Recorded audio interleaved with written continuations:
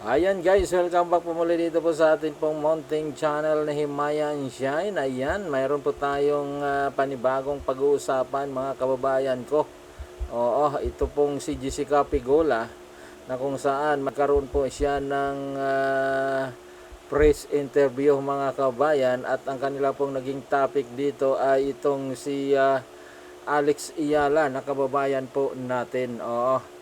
At ang interview na ito mga kababayan ay naganap bago po sila nagkaharap kanina. Oo. So matatandaan po natin na yung kanila pong laban kanina ay nasuspended dahil po sa malakas na ulan at hindi pa po natin alam kung ito ba ay matutuloy na mamaya. Oo, sana nga matutuloy na kasi sayang naman. Oo, marami pong mga nag-aabang na mga fans dito at lalong-lalo na siyempre yung mga bumili ng ticket at yung mga pumusta mga kababayan. Oo. So alam po natin kapag mga ganitong mga tournament, yung mga malalaking tournament tulad po nito ay talagang malalaki po diyan ang pusta. Oo. Kaya marami po talaga ang nag-aabang na matuloy na po ang laban po na ito at matapos na. Oo. So dito nga po, bago po ang kanila pong laban ni Alex Iyala at itong si Jessica Pigola ay meron nga pong interview itong si Jessica Pigola at ang kanila pong pinag-uusapan dito ay si Alex Iyala. So ito po yung atin pong pakikinggan at panonoorin mga kababayan kung ano ba ang sinasabi dito ni Jessica Pigola tungkol kay Alex Iyala. Kung ito ba ay nakakabuti para kay Alex o ito ba ay nakakasama para kay Alex Iyala mga kababayan. So ito na po yan. Pakinggan po natin at panonoorin po ang interview po na ito. What do you anticipate from that? And I'm curious what you make of kind of the phenomenon that has developed with the following. It's crazy. I mean, there's like people out there like just all waiting for her. I mean, I think it's awesome for the sport. I think it's really cool. I think we've seen that similar to Fonseca. I think it's amazing. I mean, she's able to. Sino kaya itong puna na sinasabi nito ni ni Jessica Pigola na like puna raw? Oo, itong si Alex Iyala. To draw these crowds, and it's not even like she's the number one seed yet or like a top 5 player, and she's able to bring all these people in to watch her matches. And I've seen it at all the tournaments we've been at this year. She's usually on a bigger court because they have to put her on a bigger court. Usually hear the crowd from every single court that you're on around her. I remember in Dubai, I could hear it from my hotel room because it's very close to the courts there. So I think it's awesome. I mean, any way to get people into tennis. I remember when we had her on our podcast, we had so many Filipino fans, and then like the one girl, Des Kravchuk, is also half Filipino, and they were like, "Oh my God, Des is Filipino," and then she got like all of these followers just because they were Filipino fans. So I think it's really cool when you can outreach a group of people, especially that might not be super into tennis. I think it's really neat. I mean, it'll be tough. I remember in Miami, this was like before. So, totoo po yan, yung kanya pong sinasabi doon po sa Dubai na talaga namang dinagsa si Alex Iyala ng mga Pilipino po doon.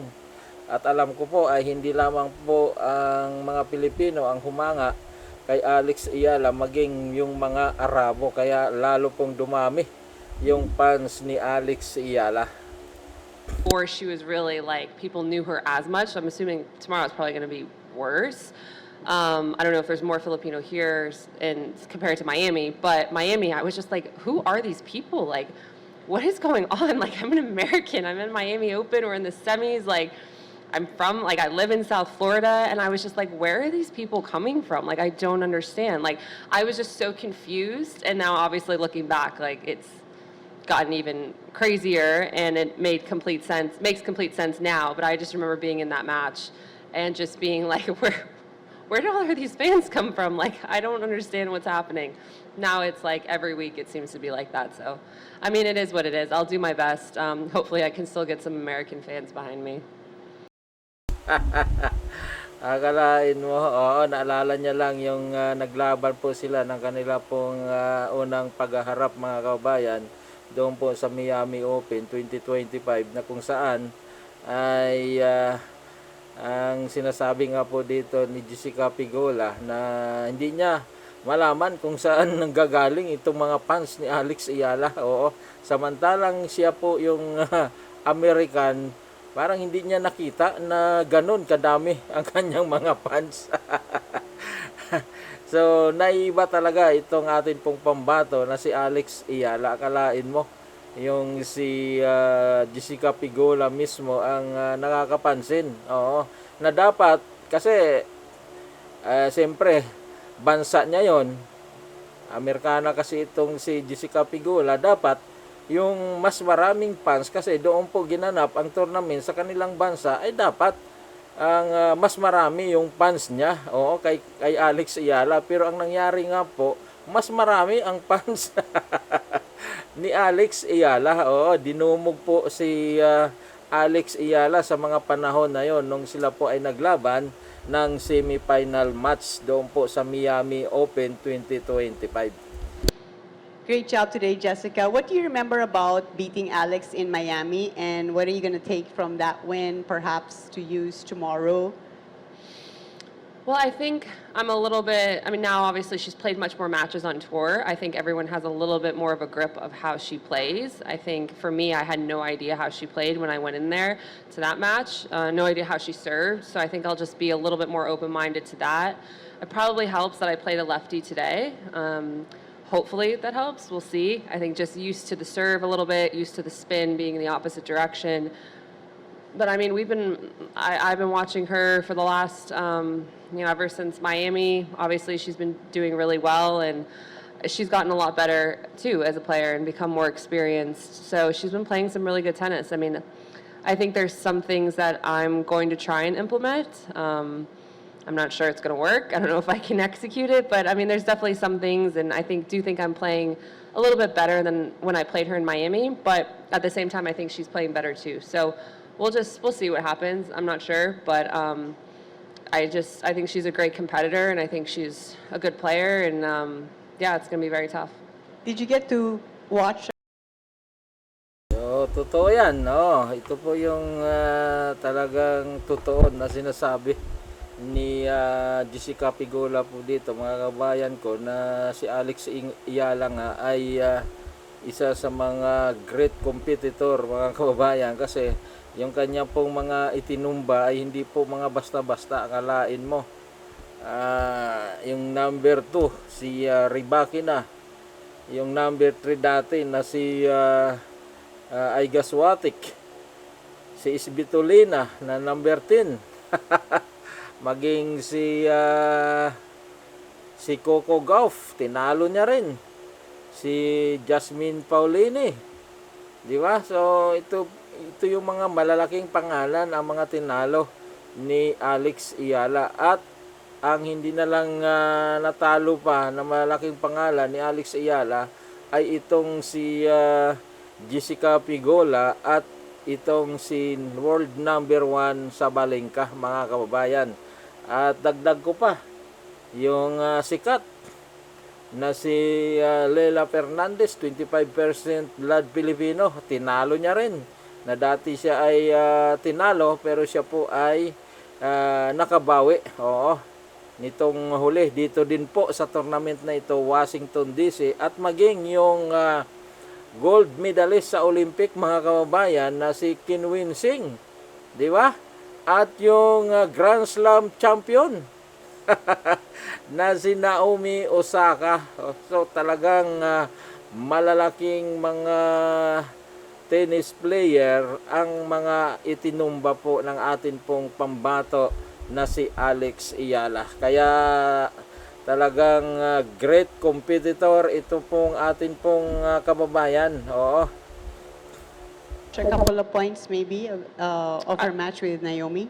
I was watching, not really. I saw maybe like a first few points, but then I wasn't able to be by the TV. And finally, how are you, I guess you're ready for the Filipino crowd tomorrow, Yeah. and how are you going to lock in and just Yeah, like what's going to be your mindset? I don't know. I'm just going to do what I usually do, which is pretty much tune everybody out and just try to enjoy the atmosphere, though. You know, I do think maybe having her on the podcast, they'll be a little bit nicer to me. Like maybe I gained a little bit of Filipino love, so I'll try to use that to my advantage. Just on the Tingnan nyo guys, bansa nyo yan ha, bansa niya yan, Amerika. Pero siya po yung humihingi ng unawa dito po sa mga fans ni Alex Ayala, lalong-lalo na po sa mga Filipino fans, mga kababayan. Ayan.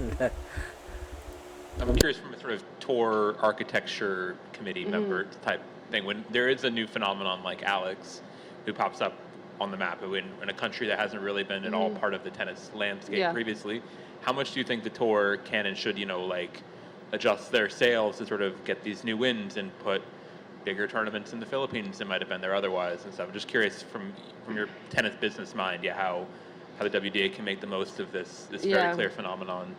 I mean, I don't know if we should go to the Philippines. I don't know what they would be able to do. She'd be like, they were like, would they even be able to play the match? Like, she'd have to be like helicoptered, like dropped onto the court and like lifted out. Because it seems like she gets big enough following everywhere else. I couldn't even imagine. I think she did play though the 125, right? Yeah. I think it's just, I think it's opening up a different pathway for possibly having a bigger event there or seeing if the 125 eventually grows to a bigger tournament. I think you're always kind of looking at that. Like, I mean, I think we kind of saw that with Qin Wen, like being so big in China, like how many tennis fans came out of that and her winning the gold medal and like the craziness she experiences during like Beijing and Wuhan and all the other tournaments. I think it's just one of those things that has to play out just because there's not any weeks for that to happen right now. So we'll just kind of have to see what fits into the calendar as things, hopefully get better or change throughout the next couple years. I don't see it happening right away. But like, for instance, having the tournament in Greece was really cool. And I know Maria Sakkari like really pushed for that because she knew people wanted to have an event there. But again, was kind of in a tough week because there's not a lot of weeks left for us to have tournaments. So I think it just depends on a lot of those factors, unfortunately. But I think it would be amazing because like we've seen, I mean, she has a huge following everywhere. And I think if the event got bigger, it would just do really good things for all the fans there and continue to grow the sport around the world. Ayan guys, yan po yung mga sinasabi ni Pigola tungkol po kay Alex Ayala, mga kababayan. Ngayon, panoorin na po natin. Ito pong kanya pong naging laban nga po na nasuspended, mga kababayan. Doon po sa second set, pero natapos po nga nila yung first set, mga kababayan. At doon nga po sa second set ay ito po yung konti lang yung kanila pong naumpisahan, mga kababayan. At ito po yung atin pong itutuloy na panonoorin, mga kababayan. So, dito po sa video na ito ay panoorin po muna natin yung first set ng kanila pong laban. Napakaganda po, mga kababayan. At ito na po yan. So, ito na po yan. Yan na.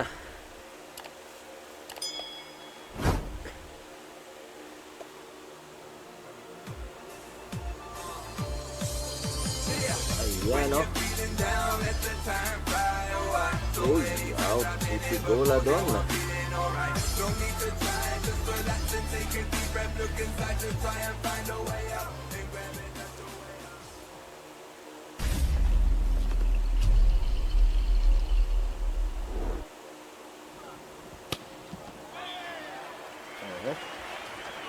Ayun.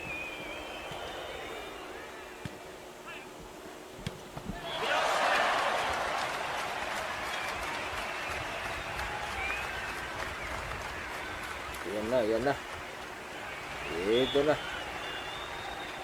Ito na yun. Uy. Si Alex din.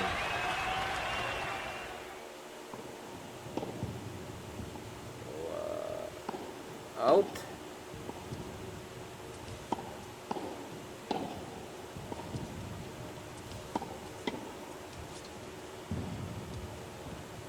Out ulit si Alex. 1-1 na, 1-1.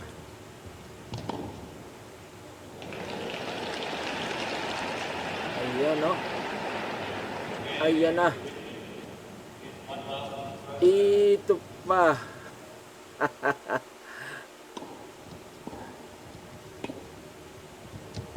Ayan na.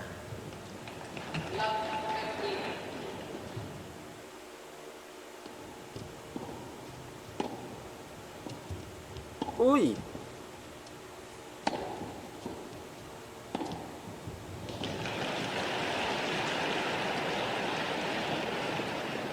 Uy!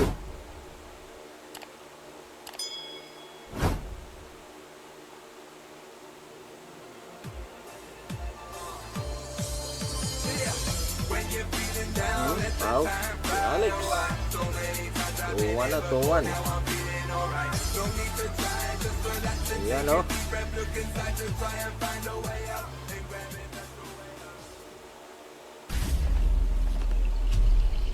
Double fault. Ayan, fault ulit. O yun. Sumablay.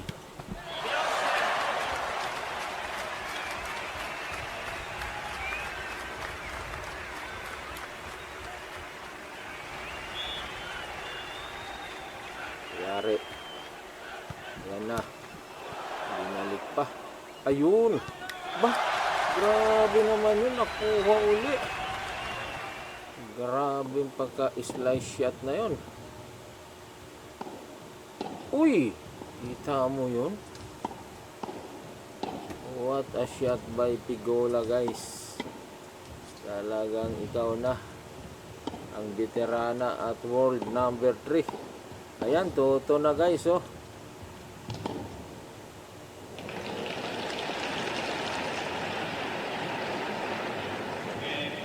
Uy! Bumabot. Buti naman.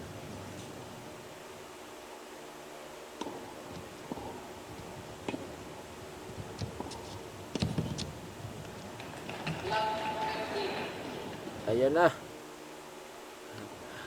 Wala.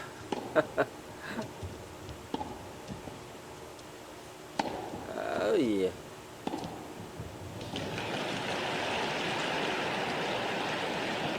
Wala. Double fault.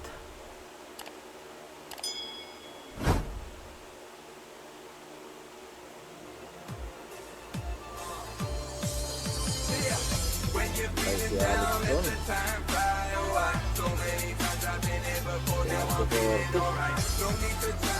Ayan, nakuha na ulit ni Pigola, guys. Rito na.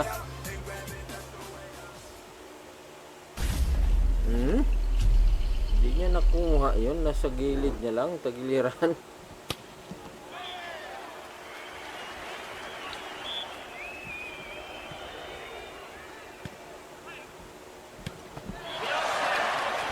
Ayan.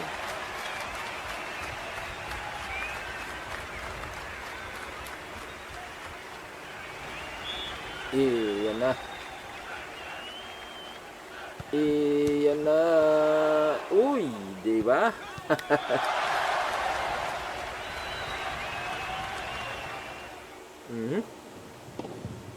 Ayan, 3-3, guys.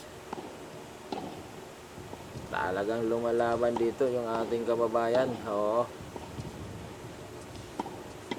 Mga malalaking isda na itong kanyang hinaharap talaga. Oo. Yung world number 1 na lang ang hindi pa niya nakaharap.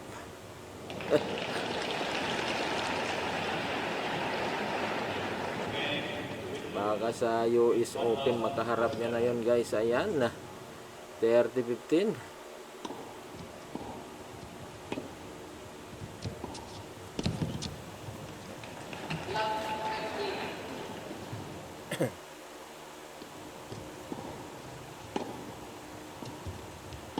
Ayan na. Uy! Ayan lang. Ayun, out. Ayan pa, oh. 4-3 na, 4-3.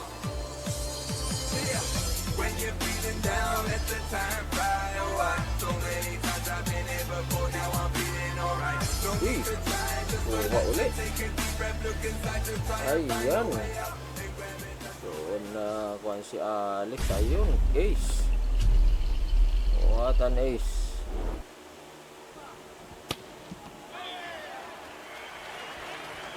Ayun, no.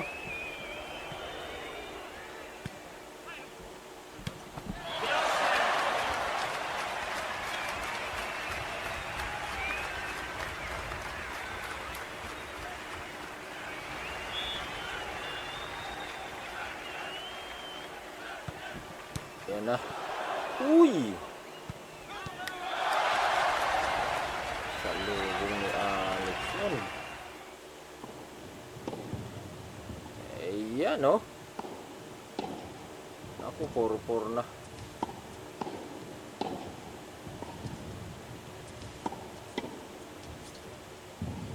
Nakahabol pa doon si Alex.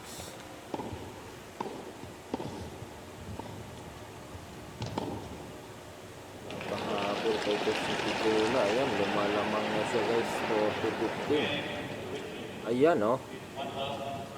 30. 30-40.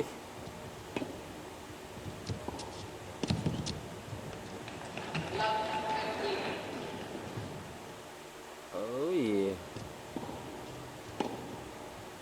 Ayan na. 5-4 na, lumamang na. Walain mo yun. Naghabol lang ito si Pigola guys. Oh, ayan, sumabit pa dito sa net. At ito na nga, lumalamang na siya. Pang makukuha niya na ang... So, ayan guys, yung kanila pong natapos na laban. Oo, bago umulan. So, pero, yung ating pong kinuha ay yung first set lang na talagang natapos po.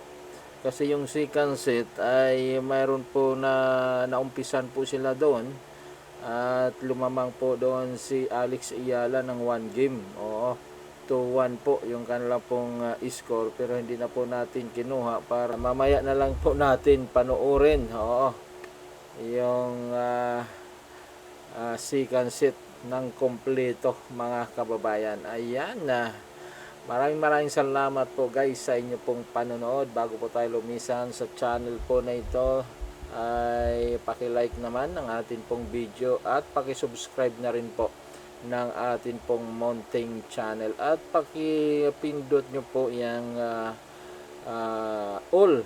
Oo, dyan po sa notification, may bell po dyan.